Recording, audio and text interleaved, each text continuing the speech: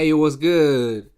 Welcome to another edition of my underrated fights series where I pay tribute to certain fights that are very good, very entertaining, but don't get talked about amongst some of the greatest fights of all time, like Gotti Ward, like Barrero Morales, like Frazier Ali. And like the first fight between Sugar Ray Robinson and Thomas Hearns in 1981. That was a great fight. We all know what happened in that fight. Undefeated Tommy Hearns against uh, against Sugar Ray Leonard, who only had one loss, which he had redeemed to Roberto Duran. Right. That's my favorite fight of all time. It's just so great. Just their roles changed so much time, like two or three times, and you could see the greatness of both fighters. And it has a dramatic ending where Sugar Ray Leonard finishes.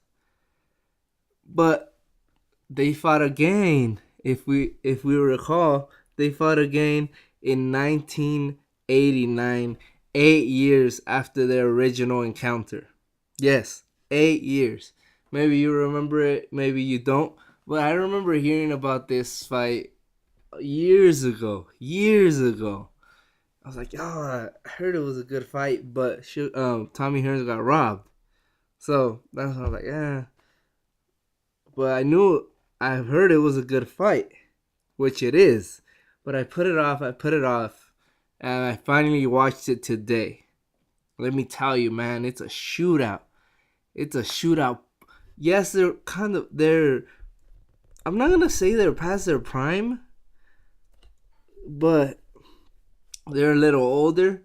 Tommy Hearns is 30, and Sugar Ray Leonard is 32. So by today's terms, they're Triple G's 33. He's barely starting his rise, but Tommy Hearns had already had 49 fights.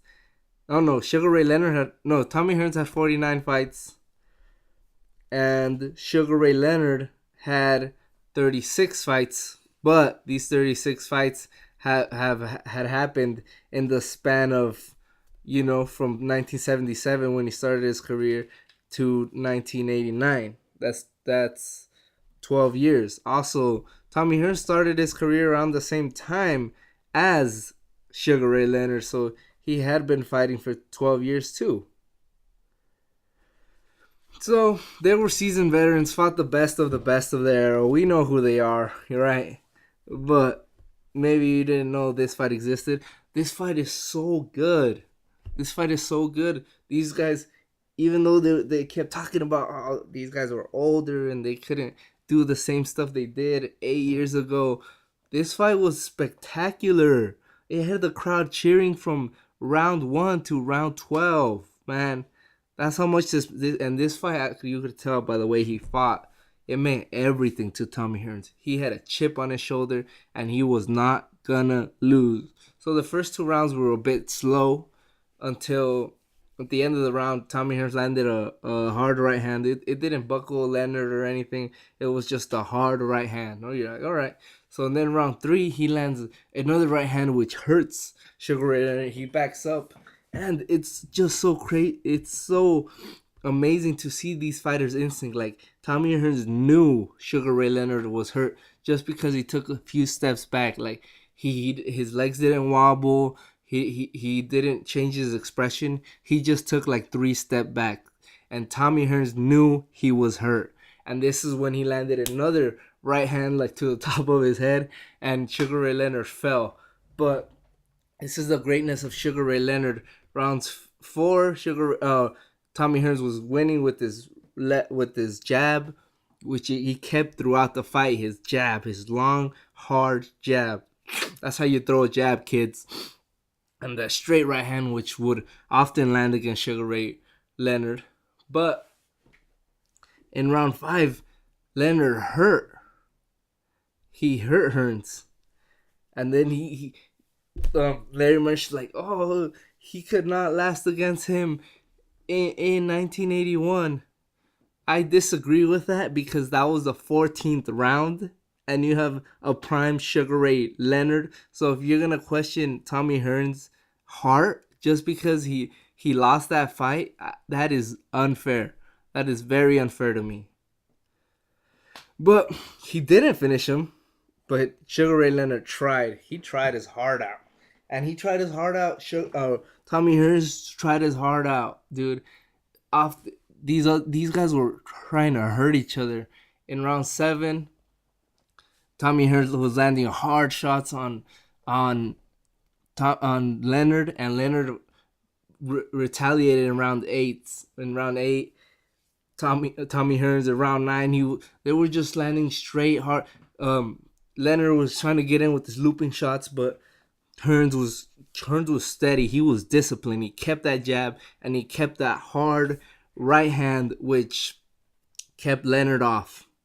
These hard straight shots from Tommy Hearns kept Leonard off. So round 11, this is where Leonard was dropped once again, and he dropped him because he was leaning back, a la Muhammad Ali, a la Jack Johnson. He was leaning back, and he hit him hard with a hard right, and he hit him once again. Boom! And that knockdown was a bit strange. He hit him because he was leaning back, and he hit him with a hard right hand, and he was hurt, and he fell forward. He like crumbled onto his knees, and he got Sugar Ray Leonard got up, and he had a look where Larry Merchant was like, I have never seen that kind of look on Leonard's face before. But Hearns went for the knockout in that round, couldn't. He entered the 12. Leonard's corner's like, you need this. You need to win this round. You need to knock him out to win. So it wasn't Leonard who came out like hard, right? It was Hearns who came out to knock out Leonard. He was landing these hooks, left hook, right hand, jabs, throwing to the body. But he might have tired himself out a bit, because this is when Sugar Ray Leonard started his rally, and and Tommy Hearns did not run. He could have easily ran because he thought he was ahead in this fight. He could have easily ran, but he chose to fight. He chose to entertain, and plus, he really had a chip on his shoulder, and he needed to win this fight. That's what he believed in his heart of hearts, that he needed this fight. So they were both throwing, but at this point it was Sugar Ray Leonard who had changed the tide, and you questioning if Tommy Hearns could keep him off, if Tommy Hearns could even survive, and if this would be just another great victory for Sugar Ray Leonard. I'm sure this fight would have been talked about as one of the greatest fights if Sugar Ray Leonard had pulled it off, and that would have been a great moment, but he couldn't, because Tommy Hearns would stick out that jab. He would just leave it out there, and Leonard just couldn't. At times, Leonard couldn't get it past it. So Tommy Hearns fought a great disciplined fight. He jabbed throughout, and he landed some hard shots. He was determined to win. So I think what happened after is part of the reason why this fight isn't remembered. Horrible scorecards. I had it actually 6 rounds to 6, but you could have gave it. I see 7-5 to Tommy Hearns. I do not see giving more rounds to Sugar Ray Leonard an option. I disagree with that completely. So the judges had it 113-112 for Tommy Hearns, 113-112 for Sugar Ray Leonard, which I have no idea how you get that score. Oh, and 112 a draw. How? He gave 2 10-8 rounds to Sugar Ray Leonard? Horrible scorecards. Tommy Hearns should have got this victory. He should have had his moments. Even Sugar Ray Leonard said, has said in interviews after this fight that Tommy Hearns should have got the decision. He has even said that Tommy Hearns won this fight. So the decision, it was bad just because the scorecards are just so weird. They're just so bad. But it doesn't take away from this being a great fight. It still pisses me off though, the scorecards. Sugar Ray Leonard just had to get that treatment, right? Because he's the golden child. He just had to get it. But it does not take away from this being a very exciting fight from two fighters who were viewed as old at the time. But look at Tommy Hearns, what he did. He fought till he fought till 2006. Won like 3 more titles after that. He was nowhere near past his prime. Sugar Ray Leonard was more past his prime, but that's because he would take long layoffs. He fought Roberto Duran. I wish there was a third fight. I wish there was a third fight between these two. I think that would have gave Hearns the chance to, win legitimately. But these guys just mesh. They could have fought like 100 times. It would have been great. They would have been great fights. Kind of like a Marquez Pacquiao or a Barrero Morales or Hearns. Or Frazier Ali.